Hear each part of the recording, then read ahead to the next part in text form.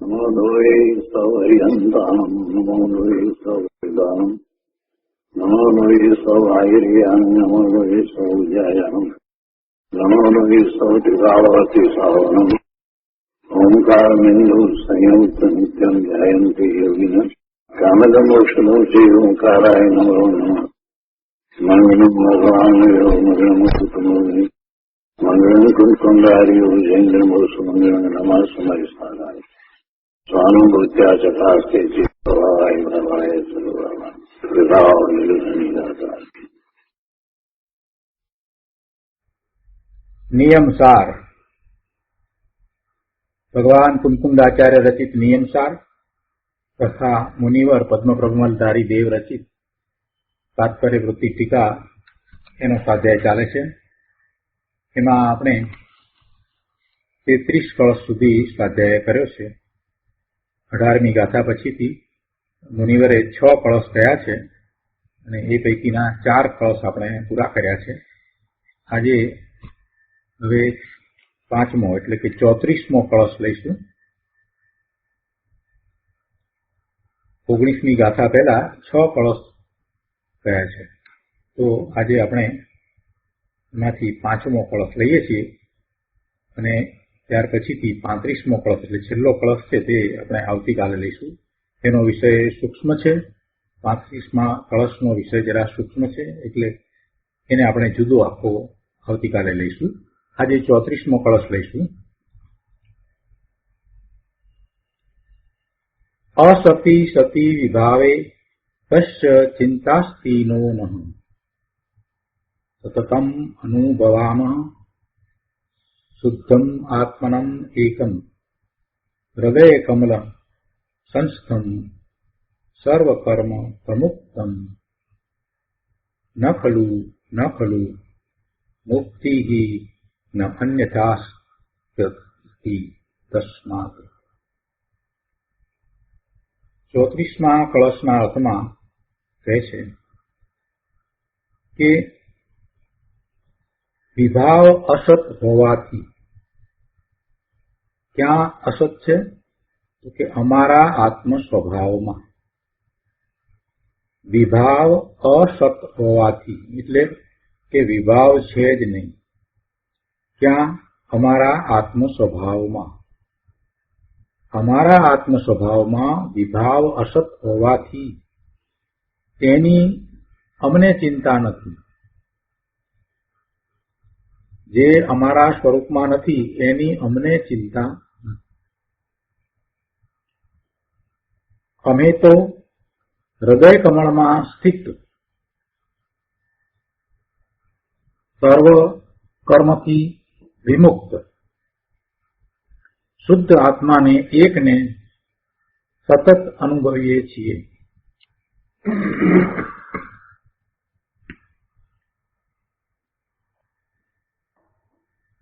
શું કહે છે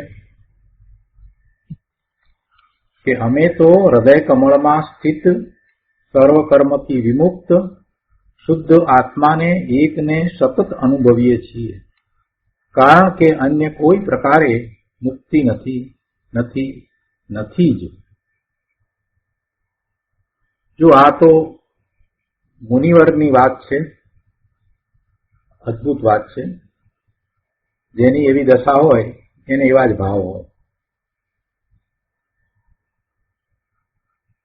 તો આજે એનો વિસ્તાર ગુરુદેવ પાસેથી આપણે સમજીએ. પ્રવચન રત્ન ચિંતામણી ભાગ 1, પાના નંબર 290, શ્લોક 34, શ્લોકાર્થ ઉપરનું પ્રવચન. ગુરુદેવ કહે છે કે આ ધર્મીની દ્રષ્ટિ,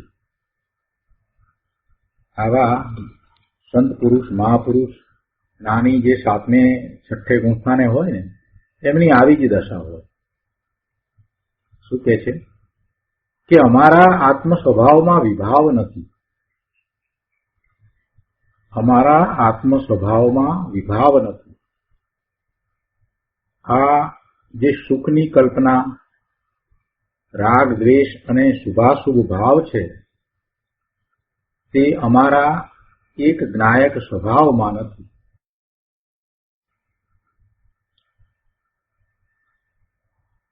શું કહે છે?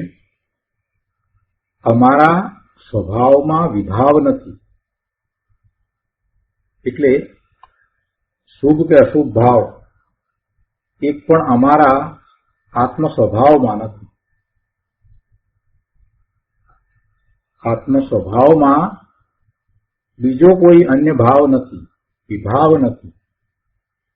આત્માનું સ્વરૂપ જ એવું છે કે એમાં બીજો અન્ય કોઈ ભાવ હોય નહીં. એટલે આ જે સુખની કલ્પના, રાગ દ્વેષ, શુભાશુભ ભાવ છે તે અમારા એક જ્ઞાયક સ્વભાવમાં નથી. અમારો તો એક જ્ઞાયક ભાવ છે. અમે જ્યાં છીએ ત્યાં એ બીજી ચીજ વિભાવ નથી એમ તે કહે છે. કેમ કે ધર્મી પુરુષની દ્રષ્ટિ પોતાના શુદ્ધ ચૈતન્ય એવા ચૈતન્ય માત્ર સ્વભાવ ઉપર રહેલી છે અને એ ત્યાં જ સ્થિત છે. સ્વભાવ ઉપર રહેલી છે અને ત્યાં જ સ્થિત છે.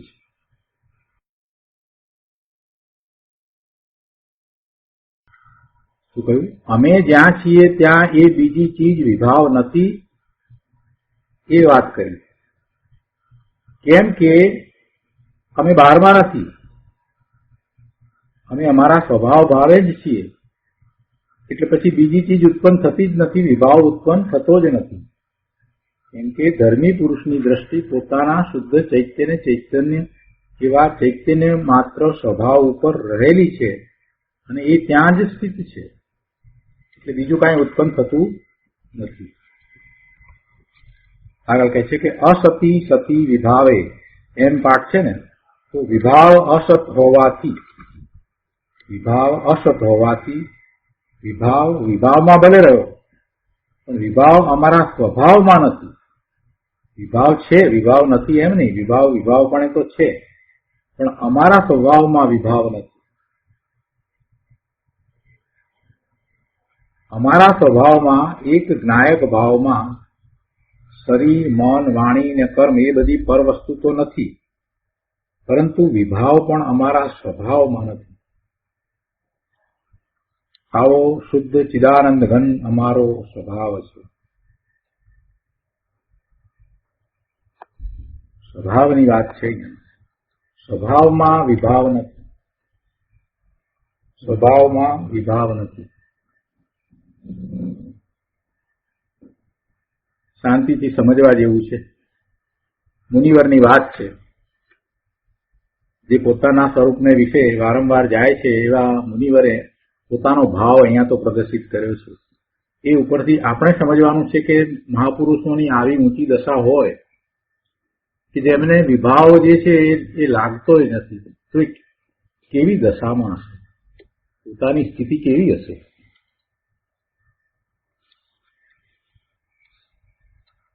આ બધી વાત હતી એટલે કોઈએ પ્રશ્ન કર્યો, સુખની વાત કરી ને કે આ પૈસામાં સુખ હોય એવું લાગે છે. ગુરુદેવ કહે છે, અરે તું સુખનો સાગર છો ને પ્રભુ, બહાર ક્યાં સુખની વાત તું કરે છે? તારો સ્વભાવ જ સુખથી ભરપૂર ભરેલો છે. આત્મ સ્વભાવને છોડીને બીજે ક્યાં સુખ હોય? બીજે ક્યાંય સુખ હોય જ નહીં. તું સુખનો સાગર છો પ્રભુ. એ તો તને સુખની કલ્પનાના એટલે ઝેરના મીણા ચડ્યા છે. પેલો અમુક ભાંગ કે પી લીધી હોય ને એટલે પછી એનો મીણો ચડે, એટલે પછી ઊંઘી જાય અથવા તો ગમે તે ભાવમાં રહે. એવી રીતે તને આ સુખની કલ્પનાના મીણા ચડ્યા છે, ઝેરના મીણા ચડ્યા છે, એટલે પૈસામાં સુખ લાગે છે. બાકી સંયોગોમાં ક્યાંય સુખ નથી. ગુરુદેવ તો અહીંયા સંયોગોની વાત કરે છે. પૈસા આવવા જવા એ સંયોગ છે, એવી રીતે અન્ય પદાર્થો પણ આવવા જવા એ સંયોગ છે.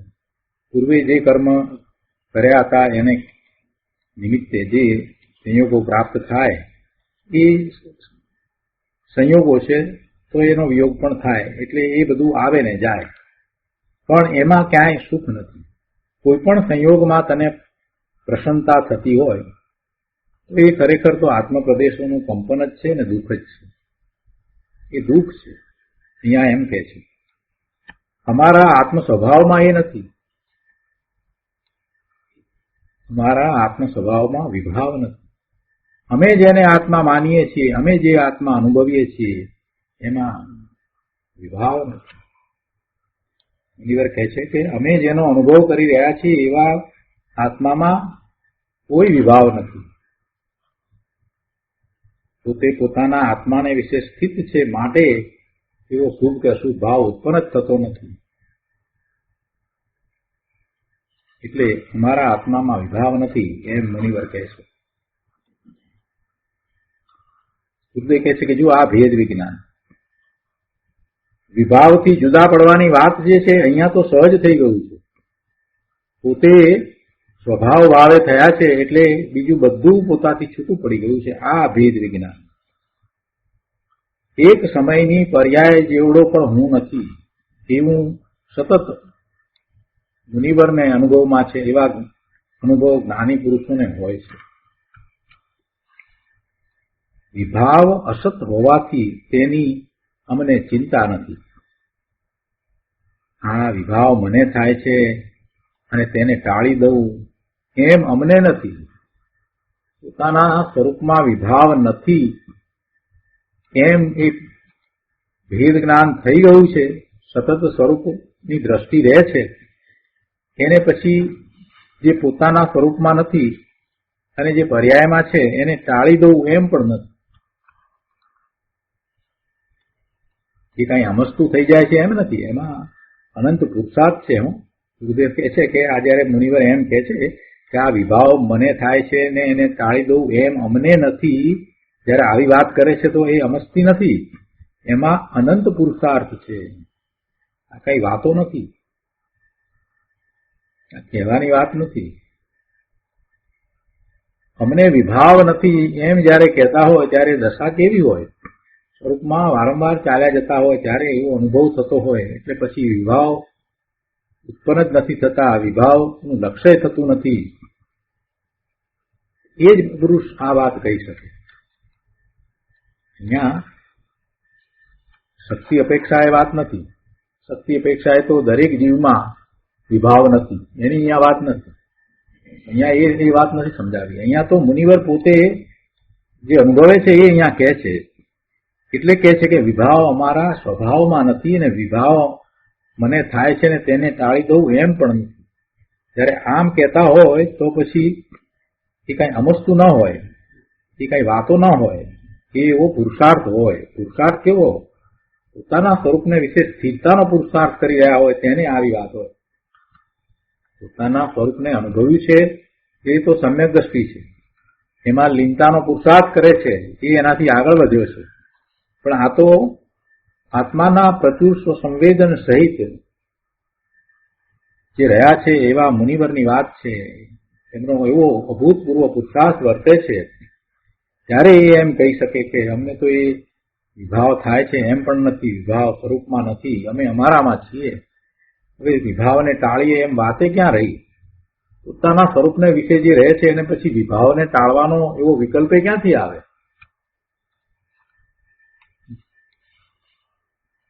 જો ઊંચી વાતને સમજીએ ને તો આપણને થાય કે ઓહો, મહાપુરુષોની આવી દશા, અને એના ઉપરથી આપણને થાય કે આપણે ક્યાં છીએ. આ તો મહાપુરુષોની દશાની વાત ચાલે છે, સાતમા છઠ્ઠે છે એની વાત ચાલે છે. તો પછી વિચાર કરો કે મહાવીર ક્ષેત્રમાં 20 તીર્થંકર ભગવાન બિરાજે છે અને એમના અનુસરણમાં કેટલાય કેવળી ભગવાન બિરાજે છે. એમની કેવી અદભુત દશા હશે. 13મા ગુણસ્થાને છે એમની તો શું વાત કરવી. અનંત આનંદનું ધામ, અંદરમાં ચિદાનંદ ઘન પ્રભુ આત્મા છે, તે અમે છીએ. એ અમારું સ્વરૂપ છે. આવી અમને અંતરદ્રષ્ટિ થઈ છે તો વિભાવ અમારામાં છે એમ અમને દેખાતું નથી. અને તો પછી એની શું ચિંતા? જો શક્તિ અપેક્ષાએ વિભાવ નથી મારામાં એનો સ્વીકાર થાય, પણ હજી એ ભૂમિકામાં આવ્યા નથી ત્યાં સુધી આપણને એમ ના હોય કે મારામાં વિભાવ નથી, નહીં તો નિશ્ચય આભાસી થઈ જવાય. આ તો એવી ઊંચી ભૂમિકામાં રહ્યા છે એવા મુનિવરના ભાવ છે, એમની આ તો વાત છે. એટલે એકાંતે એમ ના પકડી લેવું કે શક્તિ અપેક્ષાએ જે પોતાનું શુદ્ધ સ્વરૂપ છે એમાં વિભાવ નથી, માટે અમને વર્તમાનમાં પણ વિભાવ નથી, અમારે ક્યાં વિભાવ છે, એમ એકાંતે ન પકડી લેવું. પર્યાયમાં જ્યાં સુધી સંસાર અવસ્થામાં છે ત્યાં સુધી એને વિભાવ છે. મુનિને પણ ક્યારેક બહારમાં આવે છે, સ્વરૂપથી ચ્યુત થઈને બહાર આવે છે તો શુદ્ધભાવ આવી જાય છે. પણ મુનિની દશા અદભુત છે કે ત્યાં શુદ્ધભાવમાં ટકતા જ નથી, શુદ્ધભાવને વિશે રહેતા જ નથી, પાછા સ્વરૂપમાં ચાલ્યા જાય છે. હજારો વાર પોતાના સ્વરૂપમાં જે ચાલ્યા જતા હોય એવા મુનિના ભાવની વાત છે. એટલે એ એમ કહી શકે કે અમને અમારામાં વિભાવ દેખાતો નથી. પણ કોઈ એને એકાંતે ગ્રહણ કરે કે શક્તિ અપેક્ષા એ તો સ્વરૂપ શુદ્ધ જ છે ને, એ વાત અહીંયા નથી કરવી. અહીંયા તો મુનિવરની જે દશા છે એની અહીંયા તો વાત લીધી છે ને, એ દ્વારા આપણને ભાન થાય કે આ કેવી અદભુત દશા હોય છે, એવી અદભુત દશા હોય છે. અને એ કેવો પુરુષાર્થ છે. ગુરુદેવે એમાં કહ્યું ને કે આમાં અનંત પુરુષાર્થ છે. આ કઈ વાત નથી, આમાં અનંત પુરુષાર્થ છે. આ કઈ વાતું નથી. ગુરુદેવના શબ્દો તો એમ છે. અહીંયા તો મુનિવર કહે છે કે વિભાવ અમારામાં છે એમ અમને દેખાતું નથી, અને તો પછી એની શું ચિંતા. વિભાવ અમારામાં નથી એટલે તે સંબંધીનું અમને કોઈ દુઃખ છે જ નહીં, તેથી તેને ટાળવું એ પણ અમારે છે. જે અમારામાં અમારા સ્વભાવમાં છે એ તો અમે પ્રાપ્ત કર્યું છે, અને જે અમારા સ્વભાવમાં છે જ નહીં તો પછી એને ટાળવાની વાત ક્યાંથી આવી? એને શું ટાળવું? વિતરાગનો આવો અલૌકિક માર્ગ છે.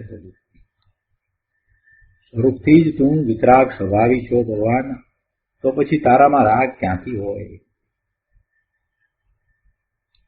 તારા સ્વભાવ ભાવે થા તો રાગ છૂટી જાય, એમ કેવું છે અહીંયા. તો આગળ કહે છે મારો સ્વભાવ જ વિતરાગ છે, ત્રિકાળી સહજ વિતરાગ સ્વભાવનું હું ભીમ છું. જો આ વિસ્તાર ગુરુદેવે કર્યો છે ને તો ગુરુદેવના ભાવ અંદરમાંથી આવ્યા છે એટલે એ વિસ્તાર થયો છે. મુનિવરે જે વાત કરી છે એ જ વાત ગુરુદેવે એમના અનુભવ સહિત અહીંયા કરી છે. કાંઈ અતિશયોક્તિ નથી આમાં. જ્ઞાની પુરુષોની એ રીતે જ વાત હોય. મારો સ્વભાવ જ વિતરાગ છે, ત્રિકાળી સહજ વિતરાગ સ્વભાવનું હું ભીમ છું. આવા મારા સ્વભાવમાં કહે છે કે વિભાવ અસત છે, રાગ અસત છે. અસત છે એટલે હોવા પણ નથી. મારા સ્વભાવમાં રાગનો વિભાવનો અભાવ છે. તેથી બીજી કાંઈ પણ કલ્પના કરવી અને તેમાં કંઈક ઠીક કરીએ છીએ એમ માનવું એ મિથ્યા ભ્રમ છે, એમ કહે છે. ગુરુદેવ કહે છે કે આ કળશો અજ્ઞાનીની કરતાપણાની ગાથા ઉપર મૂક્યા છે ને. ગાથા ઉપર મૂક્યા છે એટલે કે પહેલા જે ગાથામાં વાત આવી અશુદ્ધ આત્માની અને અજ્ઞાનીને જે કરતાપણું છે ને તે એની ઉપર મૂક્યા છે. એટલે કે એમ હવે સમજાવવું છે કે એ કરતાપણું તું છોડ. એ કરતાપણું એ તારો અશુદ્ધ ભાવ છે ને તું એવો અશુદ્ધ નથી, એટલે એમ એની ઉપર મૂક્યા છે.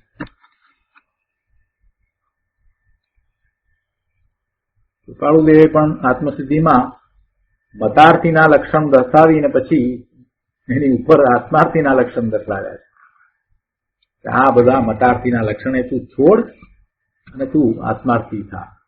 અહીંયા પણ આ જે અશુદ્ધ પર્યાયની વાત કરીને એના પછીથી એની ઉપર આ બધા કળશ મૂક્યા છે ને, અકર્તા ભાવ અહીંયા તો જે અનુભવાઈ રહ્યો છે એ પ્રદર્શિત કર્યો છે. આ કળશો અજ્ઞાનીની કરતાપણાની ગાથા ઉપર મૂક્યા છે ને, તો આ બધો એનો સાર છે. અલૌકિક કળશો મૂક્યા છે. ભાઈ, તારી હયાતીમાં શરીર, મન, વાણી અને કર્મ તો નથી. તારી હયાતીમાં વિભાવ પણ નથી. ભગવાન તારી હયાતીમાં જ્ઞાન, આનંદ અને શાંતિના ભરપૂર સરોવર ભર્યા છે. છલોછલ સુખથી ભરેલો એવો તું ભગવાન છો. તો પછી તારામાં એ વિભાવ એટલે કે દુઃખ ક્યાંથી હોય? અરે પણ એનો સ્વીકાર કાંઈ એમને એમ થાય? એટલે કે અંતઃ પુરુષાર્થ વિના એનો સ્વીકાર થતો નથી. તું ભગવાન છો, તારામાં વિભાવ નથી, તો દુઃખ પણ નથી, તું સુખથી છલોછલ ભરેલો છો, જ્ઞાન સ્વભાવી ભગવાન આત્મા છો, પણ એનો સ્વીકાર કાંઈ એમને એમ થશે? એટલી વાત કરવાથી સ્વીકાર થશે કે એને માટેનો અભૂતપૂર્વ પુરુષાર્થ પણ જોઈશે? પહેલા ક્યારેય નથી કર્યો ભૂતકાળમાં એવો અભૂતપૂર્વ પુરુષાર્થ કરવો જ પડશે. અને એ તો અંતઃ પુરુષાર્થ છે. અંતઃ પુરુષાર્થ વિના આ વાતનો સ્વીકાર થતો નથી. આ પરમ સત્ય છે. એ પુરુષાર્થ છે. એટલે પુરુષાર્થમાં શું છે? સત્યનો સ્વીકાર છે. આવા સત્યનો સ્વીકાર થવો એ જ પુરુષાર્થ છે. આપણે તો ઘણીવાર આ વાત શિબિરમાં કરીએ છીએ. વાતોથી કાંઈ નહીં થાય.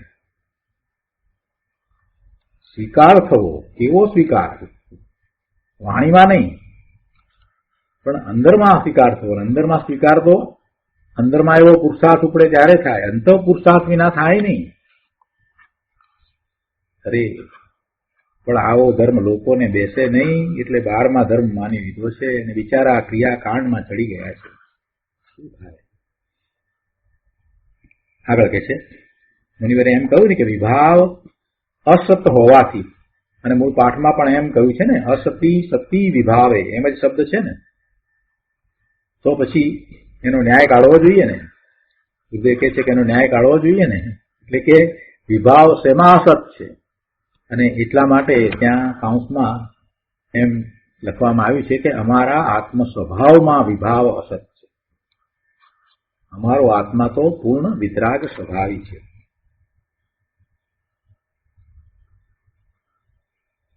આગળ 292માં પાના ઉપર અહીંયા બીજા પેરેગ્રાફમાં કહે છે, હવે વસ્તુને વર્ણવે છે કે અમે તો હૃદય કમળમાં સ્થિત.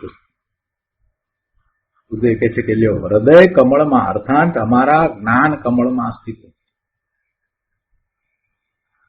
હૃદય કમળમાં અર્થાત અમારા જ્ઞાન કમળમાં સ્થિત. કૃપાળુદેવ શ્રીમદ રાજચંદ્રજીએ 416માં પત્રમાં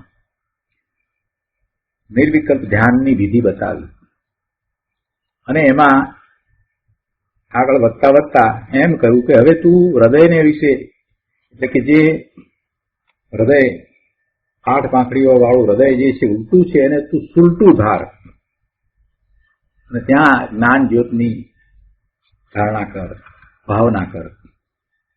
એ હૃદય કમળની વાત છે. અહીંયા કહે છે કે હૃદય કમળમાં અર્થાત અમારા જ્ઞાન કમળમાં. એ હૃદય કમળ કહો કે જ્ઞાન કમળ કહો, એક જ વાત છે. ત્યાં જ જ્ઞાન છે. એ જ જ્ઞાન સ્વભાવી ભગવાન આત્મા છે. પોતાનું સ્વરૂપ જ્ઞાન સ્વરૂપ છે એમ કહેવું છે, એટલે પછી એને એમ કહ્યું. પણ મૂળ વાત તો આ જ છે. હૃદય કમળમાં અર્થાત તમારા જ્ઞાન કમળમાં સ્થિત, અમારી જ્ઞાનની પર્યાયમાં આખો આત્મા સ્થિત છે એમ કહે છે.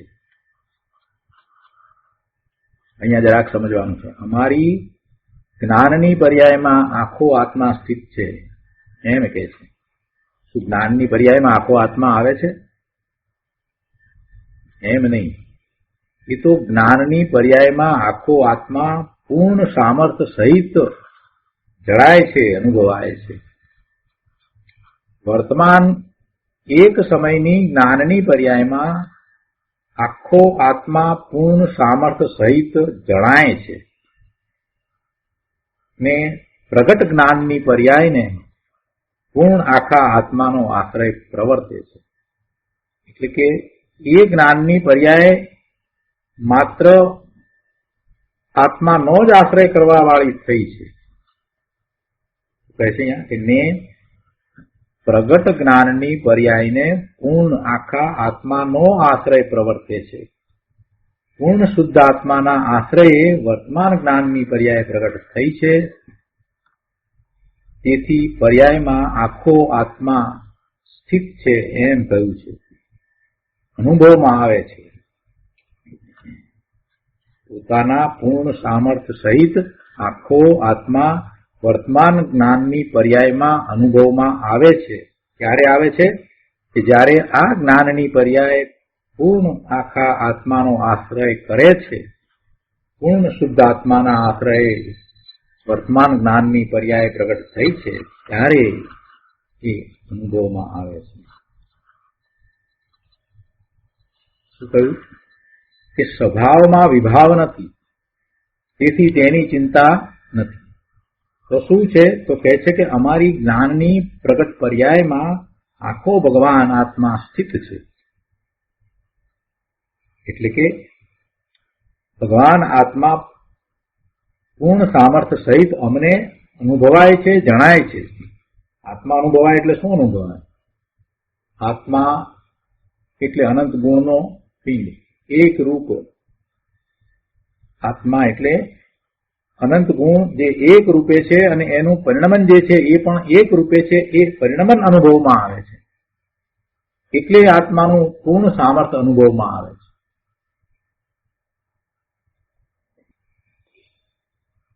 આવો માર્ગ છે પ્રભુ. એના પછીના પેરેગ્રાફમાં કહે છે કે અમારા વિતરાગ સ્વભાવમાં પરની તો શું રાગની એ ગંધ નથી. જે ભાવે તીર્થંકર નામ કર્મ બંધાય એ ભાવ પણ આત્માના સ્વભાવમાં નથી. કોઈ શુભ ભાવ આત્માના સ્વભાવમાં નથી. તીર્થંકર નામ કર્મ બંધાય એવો શુભ ભાવ, સર્વોત્કૃષ્ટ શુભ ભાવ કે જે ભાવે તીર્થંકર નામ કર્મ બંધાય તે ભાવ પણ આત્માના સ્વભાવમાં નથી. અને જેટલા તીર્થંકર થયા એમાંના કોઈને એમ ન હતું કે અમને તીર્થંકર નામ ગોત્ર બંધાય, અમે એવો ભાવ કરીએ, એવું કોઈ તીર્થંકર ન હોય નહીં. જો એવું શુભભાવ પ્રત્યેનું જરાક પણ વલણ હોય ને તો એ જ્ઞાની જ કહેવાય નહીં. તો આ તો ક્ષાયિક સમકીતી, એને તીર્થંકર નામ ગોત્ર બંધાય એવો વિકલ્પ હોય નહીં. એ વસ્તુ આત્માના સ્વભાવમાં નથી, અને આત્માના સ્વભાવમાં જે નથી એનાથી તો જ્ઞાની છૂટા પડ્યા છે, એનાથી તો પોતાને જુદા અનુભવે છે. જે ઉત્કૃષ્ટ શુભ ભાવે તીર્થંકર નામ કર્મ બંધાય તે ભાવ પણ આત્માના સ્વભાવમાં નથી. જેમ કે એ 16 કારણ ભાવના તો રાગ છે. 16 કારણ એવા દર્શાવવામાં આવે છે ને શુભ ભાવ એવા કે જે ભાવે તીર્થંકર નામ ગોત્ર બંધાય. પણ એ તો તીર્થંકર નામ ગોત્ર બંધાય છે, એ કર્મ છે ને. એ કર્મને કારણે પ્રભુ છે.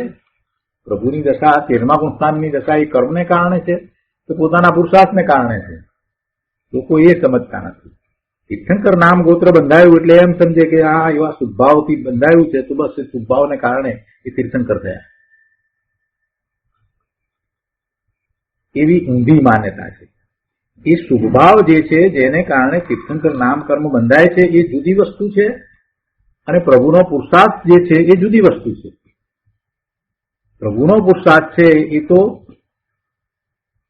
સર્વ કર્મ રહિત થવા યોગ્ય પુરુષાર્થ છે, અને એ કાંઈ નાનો પુરુષાર્થ નથી. એ તો અદભુત પુરુષાર્થ છે કે જેમાં કર્મનો ક્ષય થઈ જાય. એ પુરુષાર્થ જુદા પ્રકારનો છે. જેમાં કશાય રહિત થવા એ પુરુષાર્થ આખો જુદો છે.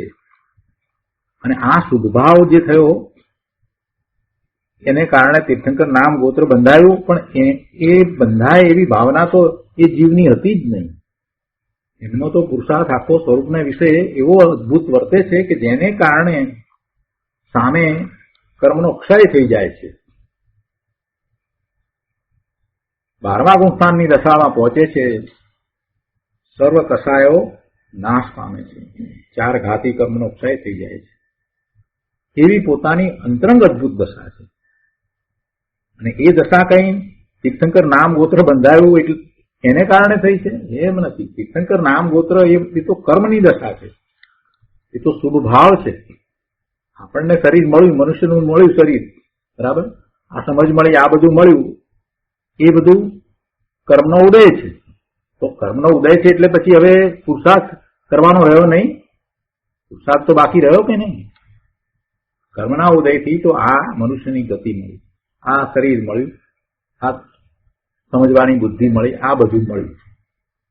પણ પુરુષાર્થ સ્વરૂપમાં જવાનો પુરુષાર્થ તો ભાઈ કરવો પડશે ને. તો કેવી રીતે તીર્થંકર નામ ગોત્ર બંધાયું એ વાત બરાબર છે, પણ પ્રભુ કઈ એથી કઈ પુરુષાર્થ વિના એ તીર્થંકર થાય છે? પુરુષાર્થ તો રહ્યો ને બાકી, લોકો નથી સમજતા. એટલે એમ કે આ શુભાવ એવો તીર્થંકર નામ ગોત્ર બંધાયું એટલે હવે તીર્થંકર થઈ ગયા. અરે એમ નથી ભાઈ, એ જુદી વસ્તુ છે, બે વસ્તુમાં ફેર છે. અને એ શુભભાવ, એવો ઉત્કૃષ્ટ શુભભાવ પણ આત્મામાં નથી, એમ અહીંયા તો કહે છે. કેમ કે એ સોળ કારણ ભાવના તો રાગ છે. સોળ કારણ ભાવનાથી તીર્થંકર નામ કર્મ બંધાય છે ને, માટે તે વિકલ્પ છે, શુભભાવ છે, રાગ છે, અને તેને ટાળવાની અમને ચિંતા નથી. શું કે છે? એવો શુભભાવ થતો હોય અને એને કારણે થઈને એવો બંધ પડતો હોય તો અમને કઈ ચિંતા નથી. અમે તો અમારામાં છીએ. કેમ કે એ શુભભાવ, એ વિકલ્પી રાગ અમારામાં છે નહીં, અમારા સ્વભાવમાં નથી, એટલે અમને એને ટાળવાની પણ ચિંતા નથી. અમે તો જ્યાં છીએ ત્યાં જ ખરી ઠામ છીએ.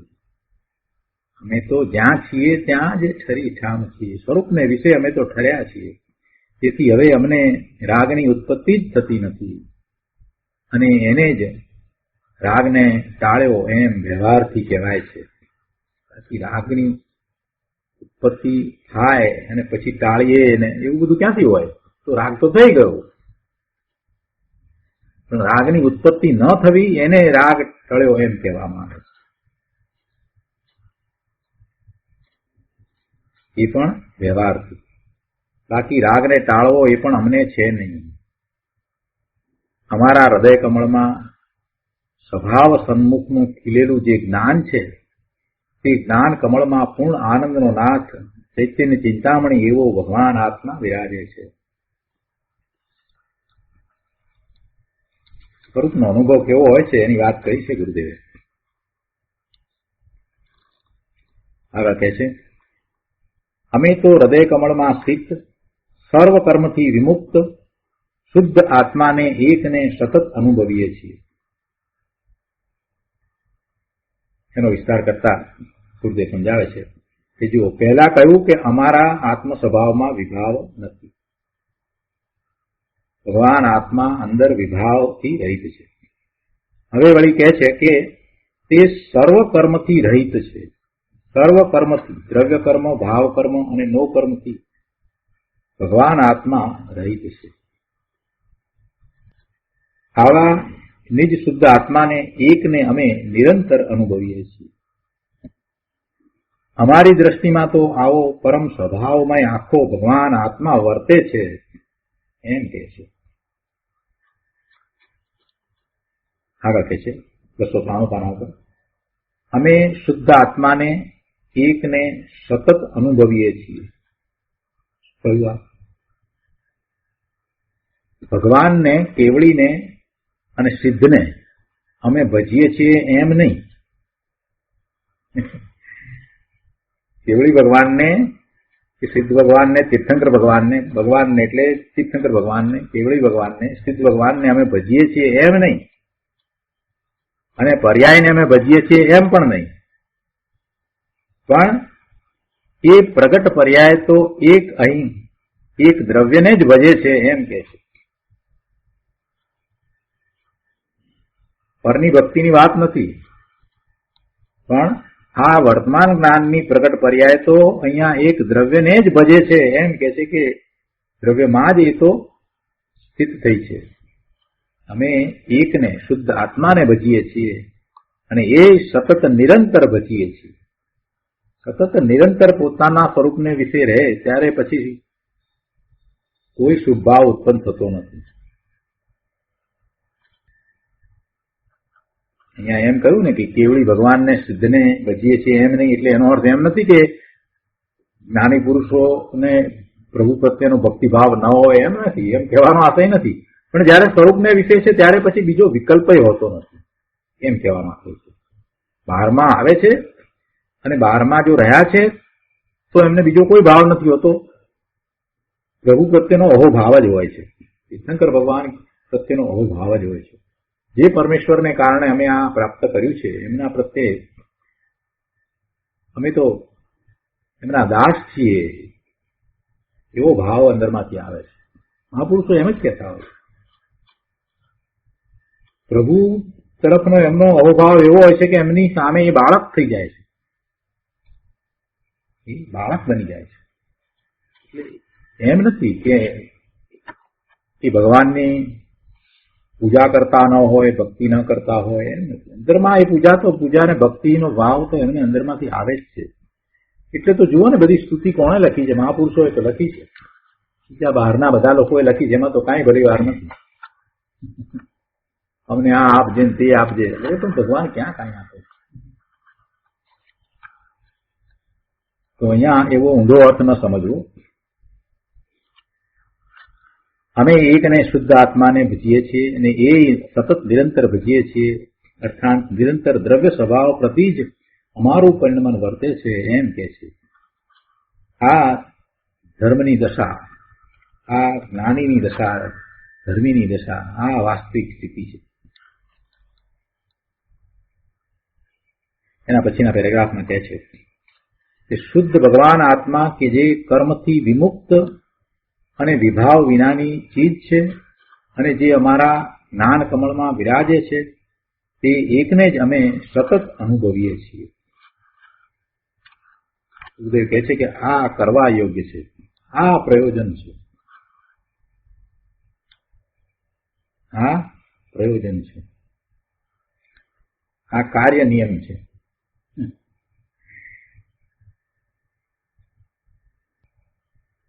કોઈએ પ્રશ્ન કર્યો કે પદ્મનંદી પંચસંધિમાં 10 પ્રકારના ધર્મનું વર્ણન છે. ત્યાં તો એમ આવે છે કે મુનિએ બાહ્ય વસ્તુનો ત્યાગ કર્યો છે. ધર્મ ઉપદેશામૃત અધિકારની ગાથા 103માં આવ્યું છે, એના ઉપરથી આ પ્રશ્ન કર્યો છે. ત્યાં તો એમ આવે છે કે મુનિ સર્વ બાહ્ય વસ્તુનો ત્યાગ કરે છે અને બધું. અહીંયા એમ કહ્યું ને કે અમે તો એક આત્માને અનુભવીએ છીએ અને એ જ કરવા યોગ્ય છે ને બીજું કાંઈ નથી, બીજું બધું ચોથા છે. આ બધી વાત ગુરુદેવે કરી એટલે પ્રશ્ન કર્યો છે. ગુરુદેવ કહે છે કે હા, પણ એનો અર્થ એમ છે કે બાહ્ય વસ્તુ પ્રત્યેનો જે વિકલ્પ છે એનો ત્યાં ત્યાગ છે. અહીં નિજ સ્વરૂપમાં ઠરે છે ત્યાં એ વિકલ્પનો ત્યાગ થઈ જાય છે. સ્વરૂપનો અનુભવ કરવો, આગળ વધીને એમાં લીનતાનો પ્રયત્ન કરવો અને પછી ઠરવું, કેટલી ઉત્કૃષ્ટ દશા છે. ત્યારે સ્વરૂપ નિજ સ્વરૂપમાં ઠરે ત્યાં પછી વિકલ્પ રહેતા જ નથી, એટલે એ વિકલ્પનો ત્યાગ થઈ જાય છે. કેમ કે બાહ્ય વસ્તુ જે છે એ ખરેખર તો છૂટી પડેલી જ છે. બાહ્ય વસ્તુ પ્રત્યેનો અભિગમ, એમાં મારાપણાનો, એમાં એકત્વનો, એમાં સારા કે નરસાપણાનો જે કાંઈ અભિગમ છે એ અભિગમ જે છે એને બદલવા જેવો છે. બાહ્ય વસ્તુ છે એ જ્ઞેય છે, પરપદાર્થ જે છે એ જ્ઞેય માત્ર છે, બીજું કાંઈ નથી. આ અભિગમ અપનાવવામાં આવે તો બધું સહેલું થઈ જાય. એટલે આ વિકલ્પ એનો જે પરપદાર્થો બાહ્ય વસ્તુ પ્રત્યેનો હતો ને મારાપણાનો એ વિકલ્પ તો છૂટી ગયો છે, કેમ કે કોઈ વિકલ્પ જ નથી. જ્યારે નિજ સ્વરૂપમાં ઠરે છે ત્યાં એ વિકલ્પનો તો ત્યાગ થઈ જાય છે. પછી વ્યવહારથી એમ જ કહેવાય ને કે મુનિએ બાહ્ય વસ્તુનો ત્યાગ કર્યો છે. વ્યવહાર નહીંના બધા વચન છે એમ જ હોય. ચરણાનુયોગ આખો જે દર્શાવ્યો છે એમાં ખરેખર જોવા જઈએ તો જ્ઞાની પુરુષને શું હોય, અને જ્ઞાની પુરુષની વાત કરી છે તો જુદી જુદી અવસ્થાવાળા જ્ઞાની પુરુષનો બાહ્ય વ્યવહાર કેવો હોવો જોઈએ એ જ ત્યાં સમજાવ્યું છે. જો તું ચોથા ગુણસ્થાનની દશામાં છે તો તું દાન કરજે, પુણ્ય કરજે, તું વ્રત લેજે, તું સામાયિક કરજે, તું પ્રતિક્રમણ કરજે, આ બધી વાત આવે. એ ઉપદેશ આપ્યો છે. હવે એમ ઉપદેશ આપ્યો છે તો એમાં કહેવાનો આશય એ છે કે તને એ હોવું જ જોઈએ. જો તું ચોથા ગુણસ્થાનની દશામાં છો, તને સ્વરૂપનો અનુભવ થયો છે તો તને આ બધું હોવું જ જોઈએ. અને એને પછી એમ કહ્યું કે શ્રાવકના આચાર છે. એ જ રીતે મુનિની વાત કરી ત્યારે પછી એ આ રીતે વાત હોય કે નિર્ગ્રંથ મુનિરાજ છે. સર્વ પરિગ્રહનો ત્યાગ કરી અને એ મુનિપણાને પામ્યા છે. તો નિર્ગ્રંથ, હવે નિર્ગ્રંથ મુનિ કયા છે તો અંતરંગ અને બાહ્ય બધા પરિગ્રહનો ત્યાગ એમને હોય જ. એ વાત ત્યાં દર્શાવી છે. એટલે એ વ્યવહાર નહીંના કથન છે. મુનિને તો એમ જ હોય. કેમ હોય? કેમ કે જેમને પોતાના સ્વરૂપને વિશેષ દ્રષ્ટિ રહે છે, ત્યાં જ સ્થિરતા રહે છે, એને પછી કોઈ વિકલ્પ જ નથી. એટલે એમને અંતરંગ પરિગ્રહનો પણ ત્યાગ થઈ જાય છે. હવે અંતરંગ પરિગ્રહનો ત્યાગ થાય એને બાહ્ય પરિગ્રહનો ત્યાગ હોય જ. એની દ્રષ્ટિમાં કોઈ પદાર્થ, બાહ્ય પદાર્થ પ્રત્યે ઇષ્ટપણાનો ભાવ હોય જ નહીં. કોઈ પ્રત્યે રાગ હોય જ નહીં. કોઈ મંદિર કે પ્રતિમા પ્રત્યે પણ રાગ એમને ન હોય. પણ આટલી ઊંચી વાત એવો સમજે નહીં. આ વાત ઊંચી છે, એને એ અપેક્ષાથી સમજવાની છે. એટલે ગુરુદેવ અહીંયા કહે છે કે એ તો વ્યવહાર કર્યો છે, ત્યાં વ્યવહાર દર્શાવ્યો છે. એ બધા વ્યવહારના એના વચન છે. કઈ અહીંયા કહે છે અમે શુદ્ધ આત્માને એક ને સતત અનુભવીએ છીએ. કેમ? કારણ કે અન્ય કોઈ પ્રકારે મુક્તિ નથી જ નથી જ. મૂળ પાઠમાં શું છે? ન ખલું ન ખલું એમ શબ્દ મૂક્યા છે. અને સમયસારના 20મા કળશમાં પણ એ રીતે છે કે ન ખલું ન ખલું યસ્માદ અન્યથા સાધ્ય સિદ્ધિ. ન ખલું ન ખલું નથી નથી જ. યસ્માદ અન્યથા સાધ્ય સિદ્ધિ, બીજી રીતે અન્યથા આ સાધ્યની સિદ્ધિ નથી. સમયસારની આત્મખ્યાતિ ટીકાની સાથે અમૃતચંદ્રાચાર્ય ભગવાને જે કળશ લખ્યા છે એમાં 20મા કળશમાં પણ એ વાત આવે છે. તો અહીંયા પણ એ જ શૈલી લીધી છે. ત્યાં પણ ન ખલું એમ છે, અને અહીંયા પણ એ જ શબ્દો છે. અન્ય કોઈ પ્રકારે મુક્તિ નથી એમ પાછું સ્પષ્ટ કરે છે. એટલે કે આત્માના અનુભવથી એ મુક્તિ છે, ને દયાદાન વ્રત ભક્તિ ઇત્યાદિના વિકલ્પથી એ મુક્તિ છે એમ બિલકુલ નથી. અહીંયા તો સ્પષ્ટ છે કે અન્ય પ્રકારે નથી. દયાદાન વ્રત ભક્તિના વિકલ્પથી મુક્તિ નથી. આત્માના અનુભવથી એ મુક્તિ છે ને દયાદાનથી મુક્તિ છે એમ નહીં. જ્ઞાન માર્ગ ને ભક્તિ માર્ગ લઈને બેઠા છે ને ઘણા, એ આવા બધા અર્થ કરે છે ને, એમ નથી હોતું ભાઈ. વૈરાગ્યની વાત કરે છે પણ એમ નથી હોતું. સ્વરૂપને વિશે રહે એ બધું આવી ગયું આમાં. બાકી બીજું બધું જે છે તે વ્યવહાર છે. એ જ ધર્મ છે. આત્માના અનુભવ સિવાય બીજો કોઈ ધર્મ નથી. આત્મામાં સ્થિરતા કરવા સિવાય બીજો કોઈ ધર્મ નથી. છે કે અન્ય કોઈ પ્રકારે મુક્તિ નથી. એ વાત બંને જગ્યાએ સ્પષ્ટ છે. સમયસારમાં પણ છે, અહીંયા પણ છે. અન્યથા એટલે અનેરા પ્રકારે, બીજા પ્રકારે. અમારા જ્ઞાન કમળમાં સ્થિત નિત્ય ધ્રુવ જ્ઞાન આનંદ સ્વરૂપ ભગવાન આત્માના એકના અનુભવથી તો મુક્તિ છે, પણ અન્ય પ્રકારે, અન્યથા શબ્દ છે એટલે અન્ય પ્રકારે, અનેરા પ્રકારે મુક્તિ નથી જ નથી. એમ કહે કે હમણાં શુદ્ધભાવ કરીએ અને પછી હળવે હળવે એનાથી શુદ્ધભાવ થશે, તો એમ નથી. જો એવી માન્યતામાં એ રહ્યો છે તો એ મિથ્યા દ્રષ્ટિ છે. જ્યાં સ્વભાવમાં રાગ જ નથી, સ્વભાવમાં વિભાવ જ નથી, ત્યાં પછી એનાથી મુક્તિ થાય એ પ્રશ્ન જ ક્યાં છે? જે પોતામાં નથી એનાથી શું લાભ થાય? જે પોતામાં નથી એનાથી શું લાભ થાય? અહીં તો અન્ય કોઈ પ્રકારે મુક્તિ નથી જ નથી એમ અત્યંત સ્પષ્ટ કહ્યું છે. તો હવે કયો પ્રકાર બાકી રહ્યો? મુનિરાજે અદભુત કળશ મૂક્યા છે અને એ દ્વારા એમાંથી પ્રયોજનભૂત વાત એ ગ્રહણ થાય છે કે અંદરમાં જઈને એવી નિવૃત્તિ પ્રાપ્ત કરવી છે. અંદરમાં જઈને, જો બહારમાંથી નિવૃત્તિ લીધે કાંઈ થશે નહીં. બહારની નિવૃત્તિ લઈ અને લોકો સેવાના કામમાં લાગી જાય છે, એ નિવૃત્તિ નથી. નિવૃત્તિ તો બધા જ સ્વથી જુદા બધા જ વિષયો છે એનાથી નિવૃત્તિ લેવાની છે. એટલે અહીંયા કહે છે કે તમે નિવૃત્ત થઈને જેમ અંદરમાં ગયા છો તેમ હું પણ નિવૃત્ત થઈને અંદરમાં જાઉં છું, એવો મુનિરાજનો ભાવ છે. ભગવાન પ્રભુ તીર્થંકર પરમેશ્વર કેવળી ભગવાન, આપ નિવૃત્ત થઈ અને અંદરમાં સ્થિર થયા છો તેમ હું પણ નિવૃત્ત થઈને અંદરમાં જાઉં છું, એવો અલૌકિક ભાવ મુનિરાજે અહીંયા પ્રગટ કર્યો છે. અને એના ઉપરથી આપણે એ બધું પાઠ લેવાનો છે કે આપણે પણ નિવૃત્ત થઈએ, એ પ્રકારે નિવૃત્ત થઈએ. વિભાવ નથી, વસ્તુમાં તો વિભાવ નથી, વસ્તુમાં તો વિભાવ નથી, પણ એવું અનુભવમાં આવે છે, એવું અનુભવાય ત્યારે એમ કહેવાય કે વસ્તુમાં વિભાવ નથી. આ તો કોઈનો બીજાનો અનુભવ છે એને આપણે વાગોળીએ છીએ. પોતાના અનુભવમાં એ ચીજ આવવી જોઈએ કે ના, ખરેખર વસ્તુમાં વિભાવ નથી. મહાપુરુષોને જે વાત સહજ હતી એ સહજ વાત એ પ્રદર્શિત કરે છે, એ મોટો ઉપકાર છે. પોતાના અંતરની આવી વાતને પ્રદર્શિત કરે તો એ દ્વારા આપણને લાભનું કારણ એ થાય છે કે આવી અદભુત દશા હોય છે, અને એના ઉપરથી આપણે પુરુષાર્થનું જોર વધારીએ. આવી દશા મારી ક્યારે થાય? બહુ સરસ કળશ છે. આજે આપણે 35મો કળશ નથી લેતા, એમાં થોડો સૂક્ષ્મ વિષય છે. અને આજનો આ કળશ જે છે ભાવવાહી કળશ છે, એને જ ફરીને વાંચવા માટે એની મારી અનુમોદના છે.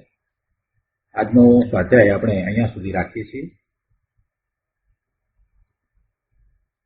હવે સુખધામ બોલીએ. સુખધામ અનંત સુસંત ચરી દિન રાત રહે